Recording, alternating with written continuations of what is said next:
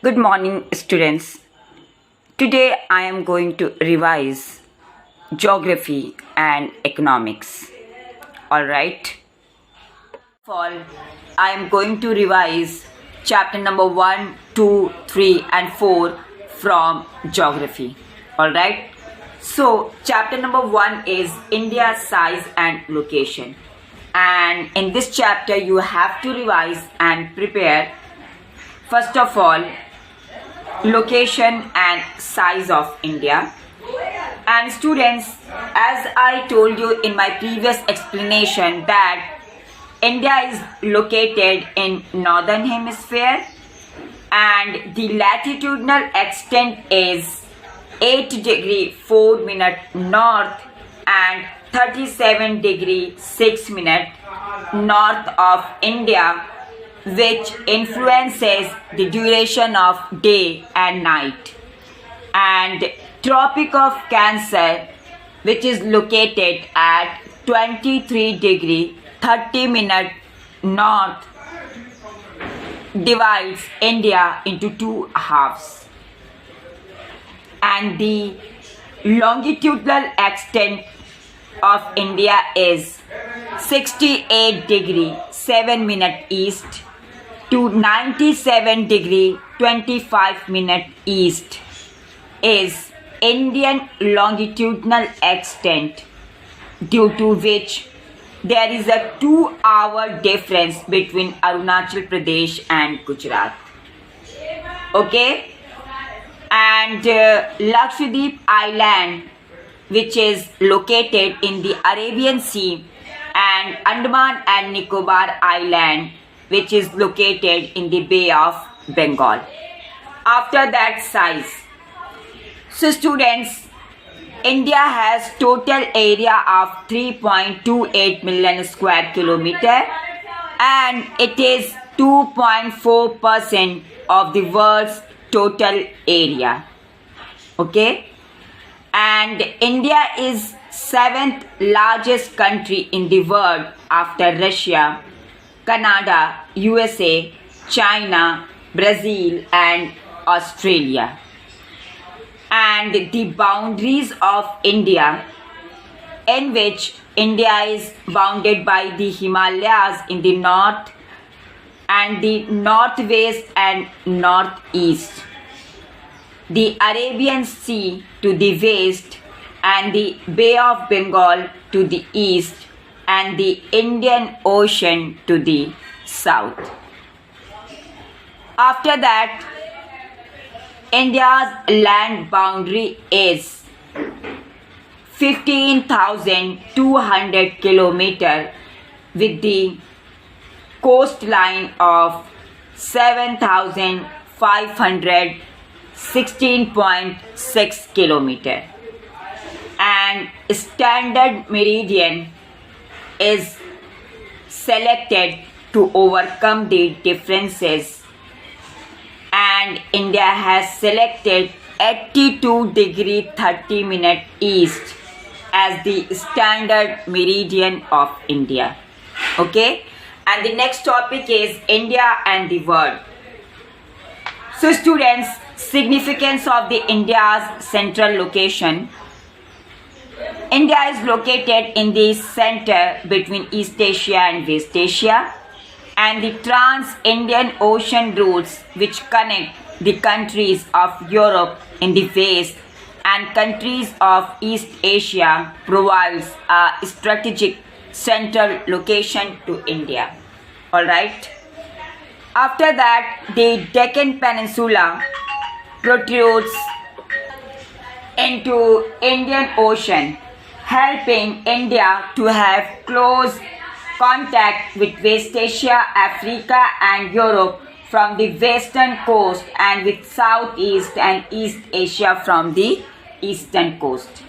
And the Indian Ocean gets its name from India since India has a long coastline on this ocean. And students, due to the opening of the Suez Canal in 1869, India's distance from Europe has been reduced by 7,000 kilometers. After that, India and the world contacts. So students, India's contacts through land routes are much older than those through the sea, as people were afraid of travel by sea. And these land routes were through the mountain passes called Silk Route. And the ancient travelers exchanged ideas and commodities as they moved through these routes. And students, the ideas of Upanishads, Ramana, story of Panchtantra, Indian numerals and the decimal system spread to many parts of the world, and also the spices, muslin and other merchandise were taken from India to the different countries. So students, similarly, the influence of Greek sculpture and the architectural styles of domes and minarets of West Asia can be seen in India. Next topic is water bodies around India. So students, Bay of Bengal is located at the east of India, and Gulf of Kutch, Gulf of Mannar and Gulf of Khambat also bounded the Indian subcontinent. After that, Arabian Sea, which is located in the west side, Lakshadweep Sea is also, and Andaman Sea is located in the east side of India, and Indian Ocean is located at the south, and Palk Strait connect India and Pakistan. Okay. After that, neighboring countries of India. So students, as you know very well that India occupies an important strategic position in South Asia, and India has 29 states and 7 union territories. Share its land boundaries with Pakistan and Afghanistan in the west, China or Tibet, Nepal and Bhutan in northeast, and Myanmar and Bangladesh in the east, and Sri Lanka and Maldives in the south. After that, countries of the Indian subcontinent. So students, Pakistan is located in the west, Sri Lanka in the southeast, Afghanistan in the northwest, Maldives in the south, India in the center, and Myanmar and Bangladesh in the east, and China, Bhutan and Nepal located in the north position of India. Alright. After that, your next chapter is chapter number 2, and the name of this chapter is Physical Features of India. So students, in this chapter you have to revise and learn about the theory of plate tectonics. So students, the earth crust has been formed out of 7 major and some minor plates. And next topic is types of movement. So students, there are 3 types of boundaries which are responsible for the movement of the plates. Number 1 is convergent boundary, number 2 is divergent boundary, and number 3 is transform boundary. So students, the definition of convergent boundary is when 2 plates come towards each other, it leads to collision, crumble, or one plate may slide under the other, resulting into folding, faulting and volcanic activity. Understood? After that, divergent boundary. So students, when 2 plates move away from one another, it leads to faulting or breaking of rocks. Number 3 is transform boundary. So students, when 2 plates move past horizontally, is responsible for the movement of transform boundary. Okay. After that, history of the Indian subcontinent and its formation. So students, the oldest landmass was Gondwana land, and whole world earlier known as Pangaea. So students, Gondwana land included India, Australia, South Africa, South America and Antarctica as one single landmass. But due to the convectional currents tossed the earth's crust into a number of pieces and led to the drifting of the Indo-Australian plate, and its northward drift led to its collision with the much larger Eurasian plate, and this in turn led to the folding of the sedimentary rocks found in the Tethys Sea and led to the formation of mountain system of Western Asia and Himalayas. Okay. After that, next topic is formation of Himalayas and northern plains of India. So students, the Himalayas were formed out of the sediments of the Tethys Sea and subsidence of the northern flank of the peninsular plateau, and due to the depression that was formed gradually got filled with sediments by the rivers, and the deposition of the sediments led to the formation of the northern plains of India. Alright. After that, next topic is major physiographic divisions of India. So first of all, I am going through the northern mountains of India. So students, the Himalayan mountain is an example of young fold mountains, and this is the loftiest and most rugged. And Himalayas has 3 parallel ranges. Number 1 is Himadri, and middle range is known as Himachal, and lower portion of the Himalaya is known as Shivalik. After that, the division of the Himalayas on the basis of demarcation of rivers. So students, Punjab Himalayas, Kumang Himalayas, Nepal Himalayas, Assam Himalayas and Purvanchal are the division of Himalayas on the basis of river valleys. And next is northern plains of India. So students, northern plains of India is formed by the interplay of 3 river system, Ganga, Brahmaputra and Indus, and the division of northern plains of India on the basis of is Punjab plains, Ganga plains and Brahmaputra plain, and division of the basis of relief feature of northern India are Bhabar, Tarai, Bhangar and Khadar. Next topic is Peninsular Plateau of India, high tableland, and it is divided into 2 parts, Central Highlands of India and Deccan Plateau. Next is Coastal Plains of India. It is divided into Western Coastal Plain and Eastern Coastal Plains.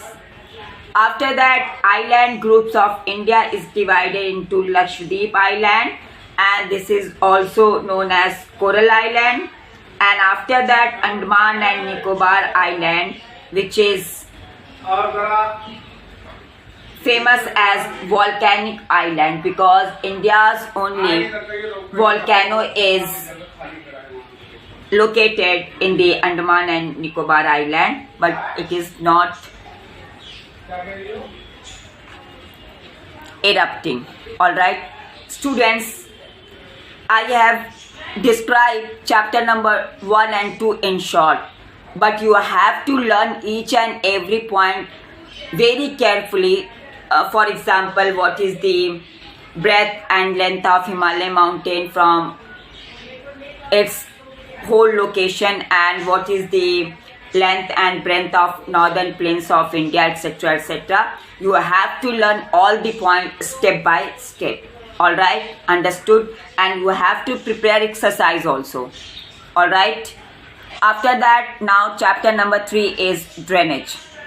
So students, the definition of drainage is the river system of an area, and drainage basin.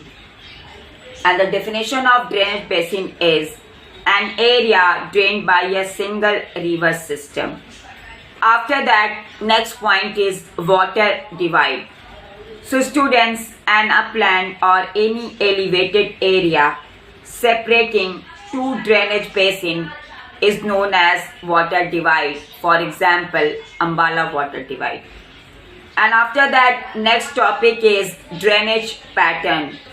So students, there are 4 types of drainage pattern: dendritic, trellis, rectangular and radial. So students, the definition of dendritic pattern is a river with its tributaries resembles the branches of a tree, and trellis, tributaries join the main river at right angles is make a pattern of trellis.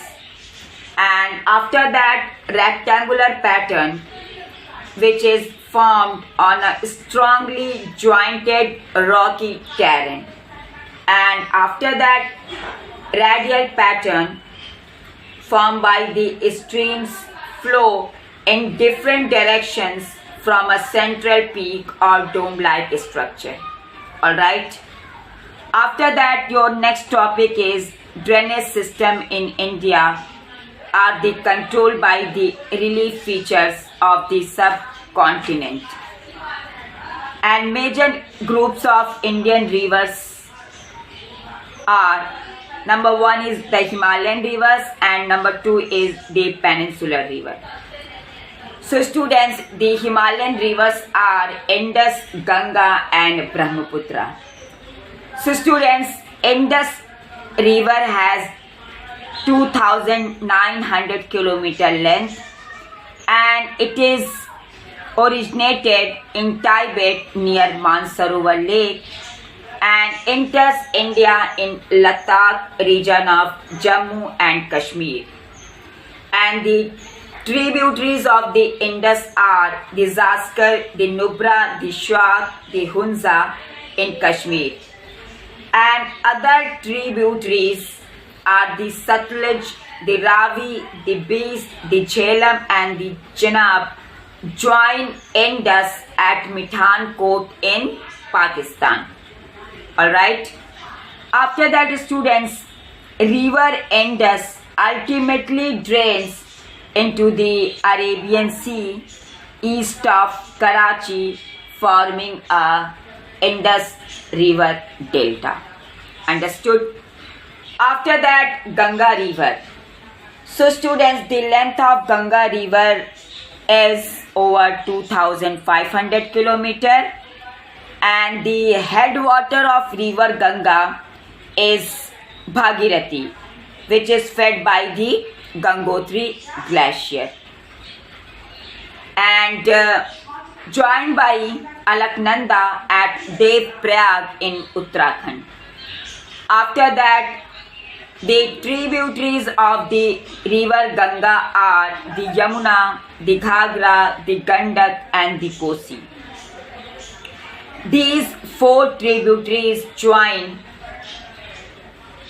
river Ganga from the north part of India, and tributaries coming from peninsular India are the Chambal, the Betwa and the Son. Okay? And joined by all its tributaries, the Ganga River enters Bangladesh, where it is again joined by Brahmaputra River and form the largest delta.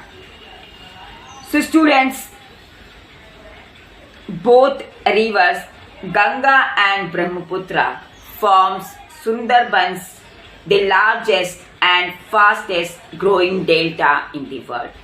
Alright. After that, Brahmaputra River. So students, Brahmaputra River rises in Tibet east of Mansarovar Lake, and Brahmaputra at Namcha Barwa, it takes a U-turn to enter India in Arunachal Pradesh through a gorge. And in Arunachal Pradesh, Brahmaputra is known as Dihang.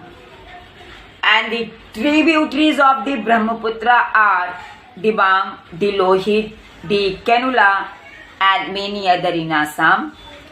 And students, the largest delta of India formed by the Brahmaputra and Ganga river, and this is the fastest and growing delta in the world. Alright. After that, peninsular river. So students, the peninsular rivers are the Narmada, Tapi, Godavari, Mahanadi, Krishna, Kaveri, and other peninsular rivers, Brahmani, Damodar, Baitarni, and Sabarnarekha. So students, you have to revise and learn all the rivers and its sources and length of all the peninsular river, and you have to prepare and learn whatever drainage basin or delta formed by the all peninsular river. And students, you have to learn also all the drainage basins, whatever drained by the Narmada, Tapi, Godavari, Mahanadi, Krishna, and Kaveri river. Alright. And you have to prepare also, and you have to learn also the tributaries of the all the rivers of peninsular India. Alright. After that, lakes of India. So students, a body of water that lies in a hollow in the earth's surface and is surrounded by land is known as lakes. So students, there are two types of lakes are there in our India. Saltwater lakes or lagoons. For example, Chilika, Pulicat, and Kollerulu Lake is example of saltwater lake. And freshwater lakes are Vular Lake, which is largest in India, Dal Lake, Bhimtal, Nainital, Loktak, and Barapani. After that, some man-made lakes are Guru Gobind Sagar, Lake of Bhagra Nagar Dam, and many artificial lakes created by the human being only to meet the demand of water. After that, students, you have to learn about the GAP, Ganga Action Plan, a policy which is implemented by the government of India only to save and to make pollution-free river Ganga and its tributaries. So students, you have to learn very carefully chapter number 3 in detail. Alright? And in this chapter, you have to learn and prepare about the economic importance of rivers and lakes, and also causes for the pollution in rivers. Alright? Understood? Very easy topic, no problem. But if you have any confusion, then contact to me. Alright? After that, chapter number 4, climate. So students, the definition of climate is, it is the sum total of weather conditions over a large area for a long time for 30 to 40 years. And weather. It is the state of the atmosphere over an area at given time, and it varies from place to place and time to time. After that, elements of climate and weather. So students, temperature, atmospheric pressure, wind, humidity and precipitation are the element of climate and weather. And after that, climatic control. So students, the climate of any country, region or area is controlled by its latitude, altitude, pressure and winds, and from the distance from the sea, and also by its relief and by the ocean currents. Alright. So students, you have to learn and revise all these topics in detail. Alright. After that, next topic is factors affecting India's climate are latitude, altitude, pressure and winds. And in pressure and winds, you have to prepare pressure and surface winds, upper air circulation, about western cyclonic and tropical cyclone. So students, you have to learn and revise in detail all the points. Alright. After that, next is monsoons. So students, the definition of monsoon refers to the seasonal reversal in the wind direction during a year. And important facts to understand the mechanism of monsoons.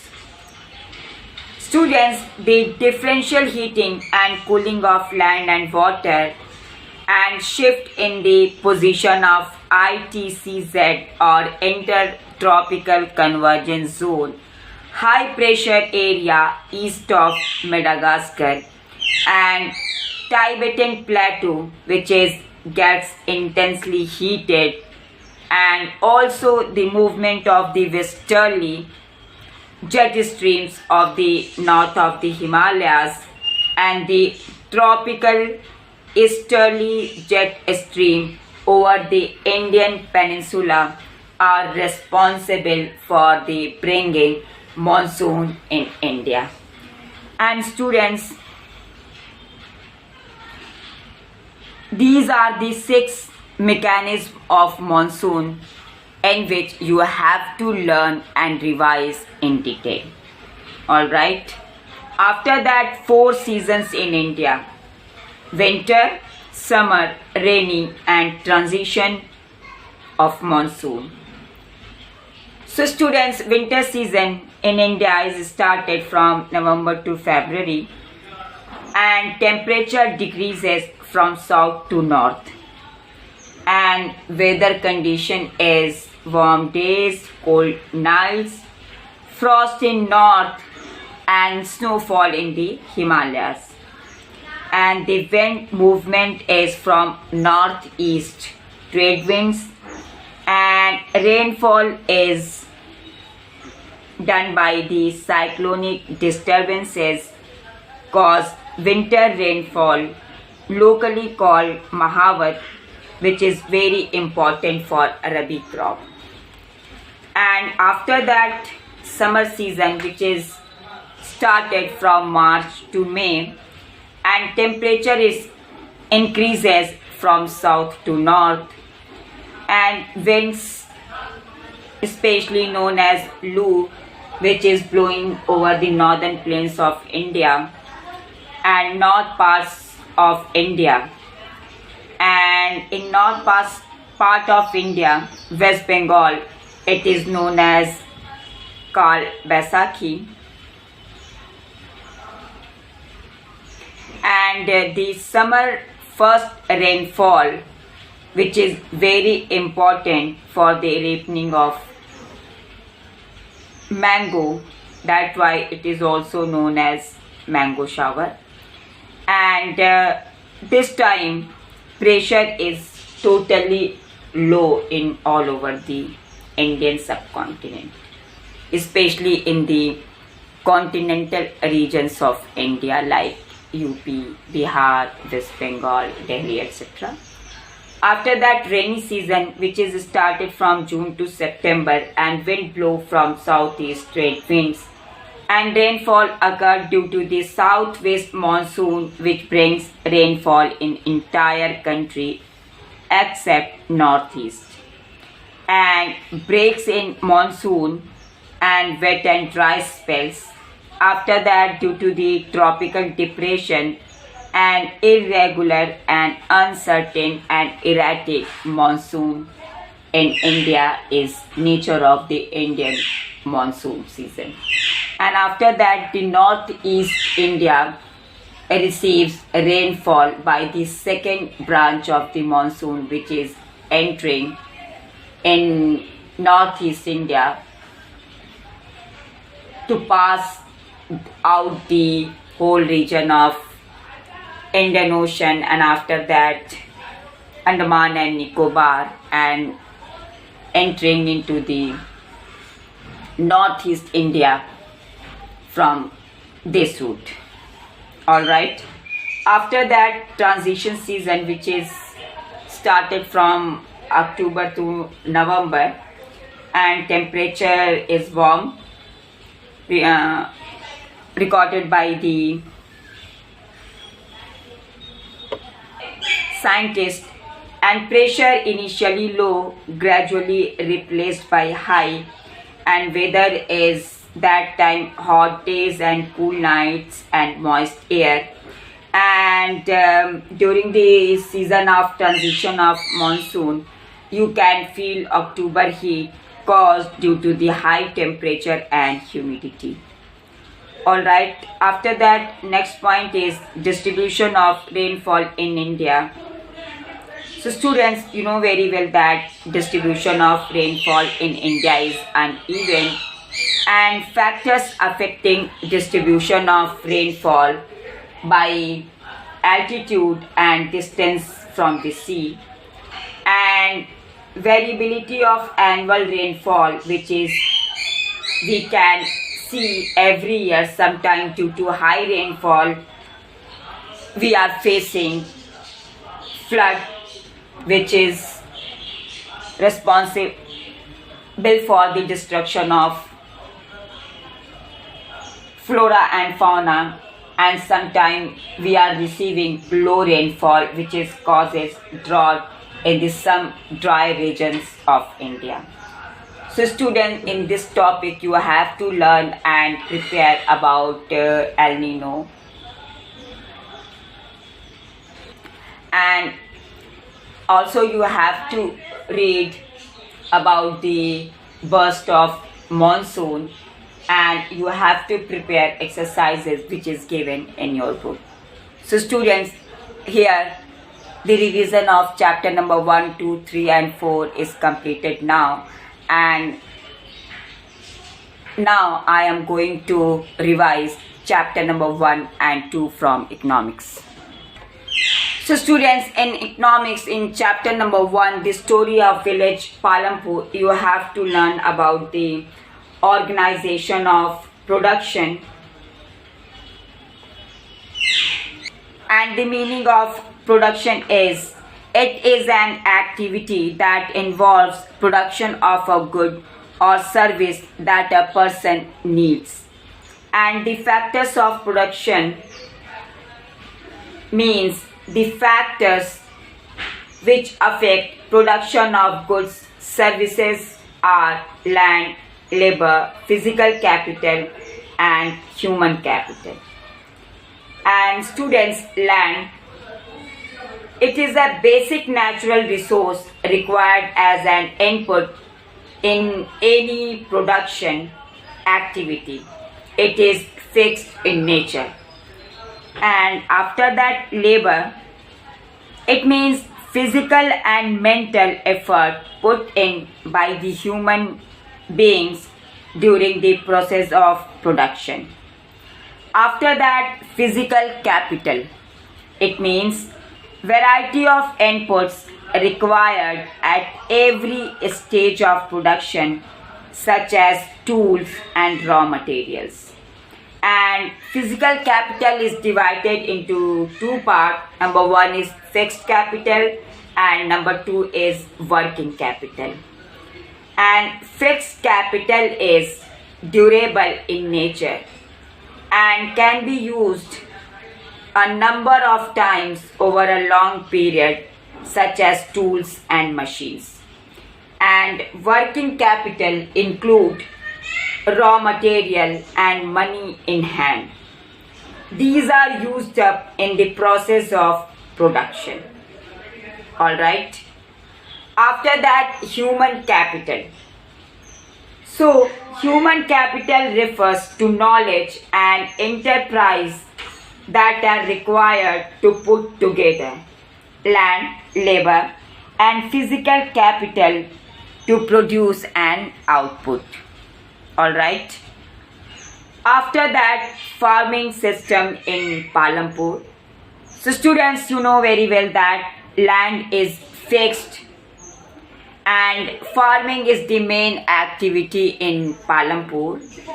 And after the revolution or after the green revolution, some wasteland converted into the cultivable land. And crop seasons in Palampur is divided into Kharif season and Rabi season.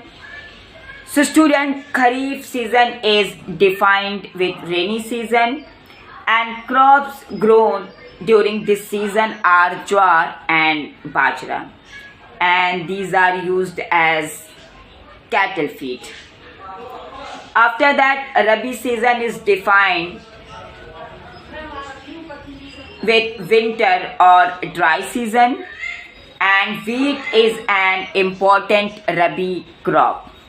Sugarcane is also grown on large scale in village Palampur. Alright. After that, cropping pattern. So students, there are three patterns which is used by the farmers of the village Palampur. Number one is single cropping, in which only one single crop is grown during a year on a given piece of land. And in double cropping method, two crops are raised during a year on a given piece of land. And in the method of multiple cropping, in this three or more crops are raised during a year on a given piece of land.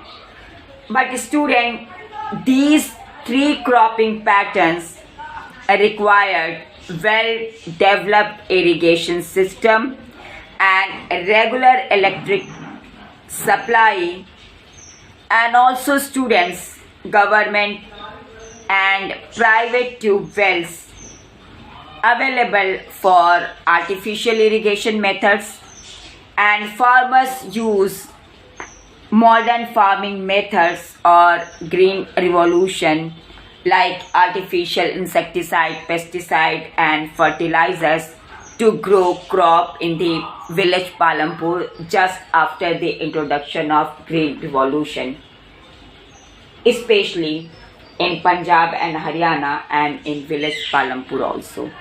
And after the using all the modern techniques of cultivation, now people of or farmers of Palampur are able to grow surplus wheat production also. Alright. After that, next is farming methods. There are two types of farming methods used by the farmers. Number one is traditional farming methods and number two is modern farming methods. So students, in traditional farming methods include practices which Indian farmers have been using from many generations, in which they use or farmer use of a pair of bullocks for plowing the field and drawing water from the wells and transporting produce to the market through bullock carts. And farmers work with traditional wooden tools and equipment. Organic manure provides nutrition to the soil with the help of family member, and result is low productivity. And in modern farming methods include use of electricity, machinery, other sources of energy, and irrigation facilities, and use of high yielding variety of seeds, chemical fertilizers, pesticide, insecticides, tube wells and canals as a source of irrigation, and use of modern implement. And this is the result of the increased manifold productivity. It means more and more production. After that, yield. So students, the meaning of yield is measured as crop produced on a given piece of land during a single season. And methods to increase yield: adoption of multiple farming and adoption of modern farming methods. Farmers can increase the yield of production. Alright. After that, advantages of spreading electricity in Palampur. So students, after the supply of electricity in Palampur, it helps in transformation of irrigation system, and also help farmers to shift from traditional Persian wheels to electric run tube wells. And electric run tube wells have more capacity than Persian wheels, and it leads whole society from darkness to light. Alright. After that, next topic is, will the land sustain? So students, due to the overuse of natural resources, like to increase the production in the field, farmers started to use artificial insecticide, pesticides, fertilizers, etc., which is responsible for the loss of soil fertility, and over irrigation in the field is responsible for the reduced groundwater table. That's why it is written that, will the land sustain? After that, next topic is Green Revolution. So students, the meaning of Green Revolution is, so student, as I told you above that Green Revolution brought about in the field of agriculture by using high yielding varieties of seeds, fertilizers, irrigation, pesticide, insecticide, etc. in the late 1960s in the states of Punjab, Haryana and western Uttar Pradesh. And the advantages of Green Revolution are high yield due to use of high yielding varieties of seeds, and use of machineries such as tractors, threshers have made plowing and harvesting faster and easier. And students, now higher yield enabled farmers to sell the surplus food in the market to earn more money, and pesticides and insecticides are able to protect the crops from pests and insects, and result of a good irrigation system can enhance crop production. And the disadvantages of Green Revolution are loss of fertility due to increased use of fertilizers, and continuous use of groundwater for tube well irrigation has reduced the water table below the ground, and environmental resources like soil fertility and groundwater are built up over many years, once destroyed, it is very difficult to restore them. And students, chemical fertilizers dissolve in the groundwater and pollute it, and they kill bacteria and microorganisms which are helpful for the soil. And after that, increased use of fertilizers can make the soil alkaline or saline. And late 1960s in the states of Punjab, Haryana and western Uttar Pradesh. Alright. After that, land distribution. So student, as you know very well that land is unequally distributed among the people of village Palampur. Like 1/3 of the people are landless, and half of the people have small plots of land, and 60 families have large and medium farms. After that, next topic is who will provide labor.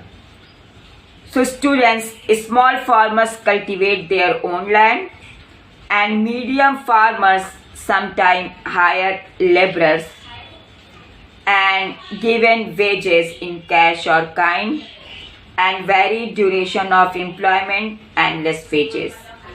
And large farmers also hire laborers, and they also given wages in cash or kind, and duration of employment is varied according to the need of labor in the field, and due to the tough competition for the employment, wages is also low in village Palampur.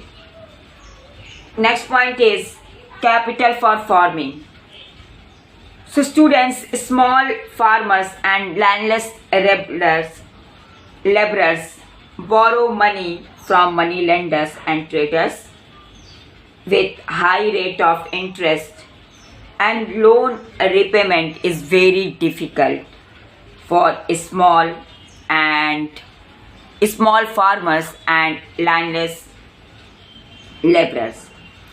And students, as you know very well that large and medium farmers use their saved money and lend money to small farmers and buy cattle, tractors or set up shops to earn more and more.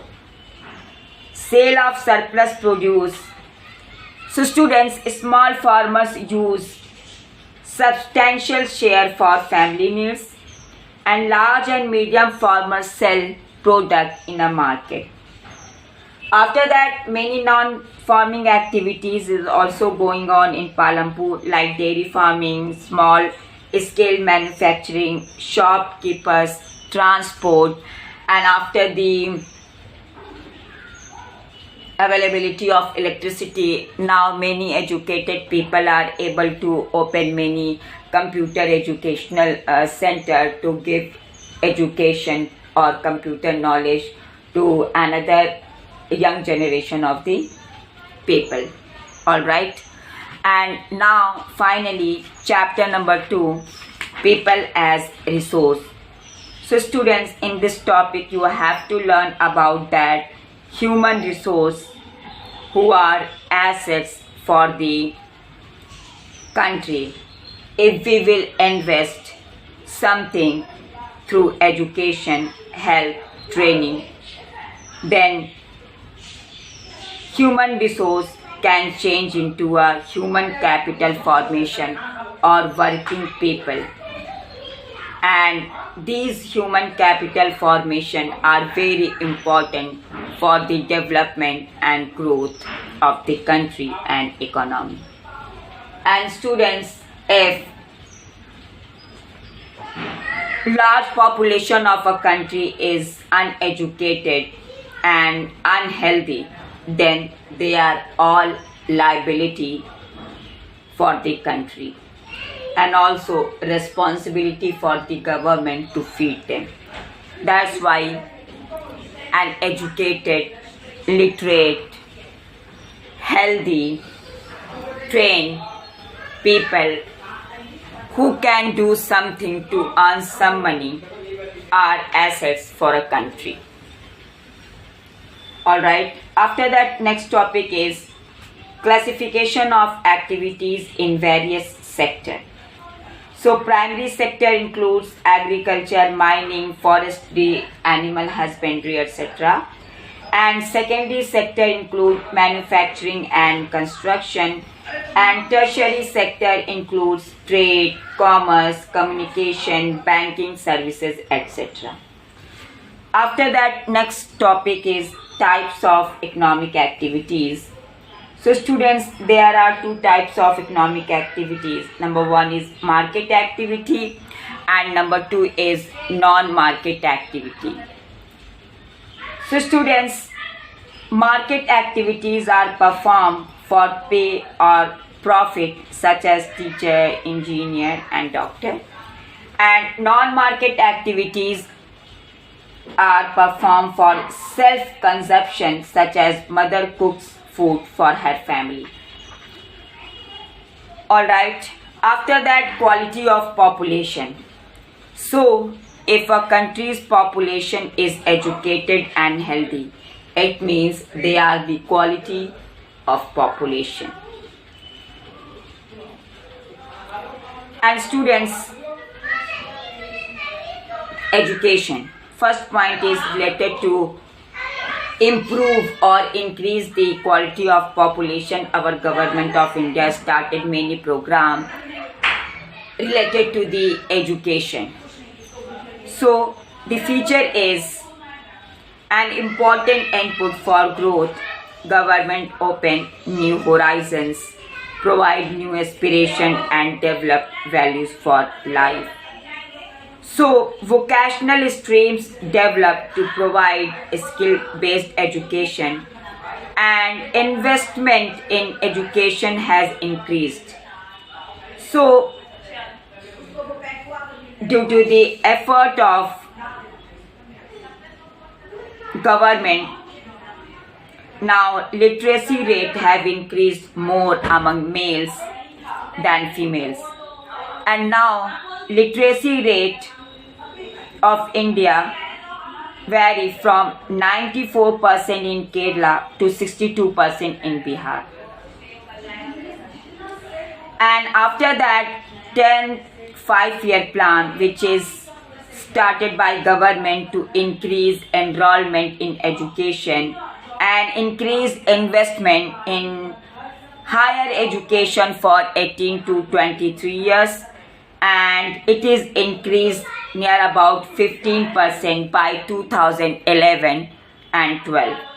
After that, distant education and non-formal distance and IT education institutions are also opened by the government, and students, many plans launched by the government to increase the enrollment in higher education. And students, the plan outlay on education has increased now from rupees 151 crore to rupees 37 crore 66.90. And due to the effort by the government, now literacy rate have increased from 18% to 74% till 2010 and 11. And students, many steps are taken in this respect only to increase the quality of population. First is Sarv Shiksha Abhiyan. So student, it is a significant step towards providing elementary education to all children in age group of 6 to 14 years by 2010, and midday meal has been implemented to encourage attendance and retention of children and improve their nutritional status. And in this series, Government of India also opened many Navodaya Vidyalaya or schools in each and every district of India to give very cheap and high quality education to the children of India. After that, health. So students, indispensable basis for realizing one's well-being and also helps to increase a person's potential and ability to fight illness. Government of India opened many government dispensary and government hospitals and many timely checkup medical camping every year, every time open by government only to provide a good and disease-free environment and also good health for the people of India. Because only a healthy person becomes an asset and an unhealthy person becomes a liability.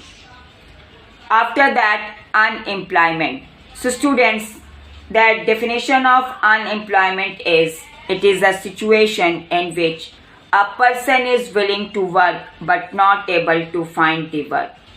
And unemployment is divided into seasonal unemployment, disguised unemployment and educated unemployment.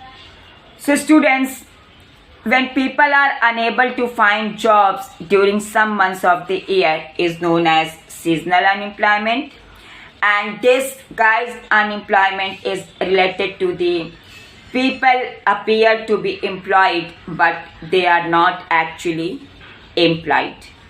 And educated unemployment means youth is educated enough but not able to find jobs for themselves.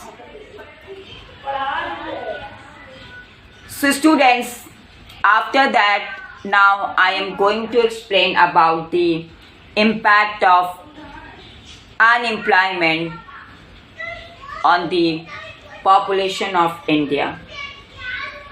So student, unemployment leads to the wastage of manpower and people who are an asset become liability, and also feeling of hopelessness and despair, and tend to increase economic overload.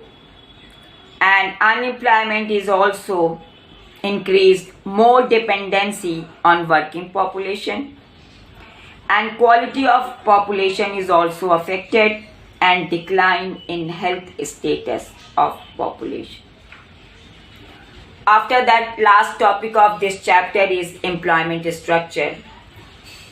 So students, in primary sector, agriculture has the most labor absorbing capacity. And in secondary sector, small scale industry gives more employment. And students, in tertiary sector, biotechnology and information technology are the new avenues of employment. So students, that's all related to the revision of chapter number 2.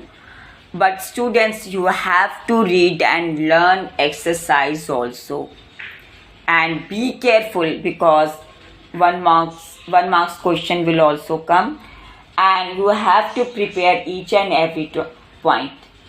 So students, best of luck for your exam, and if you have any doubt or confusion, then contact me. Alright, thank you and have a nice day.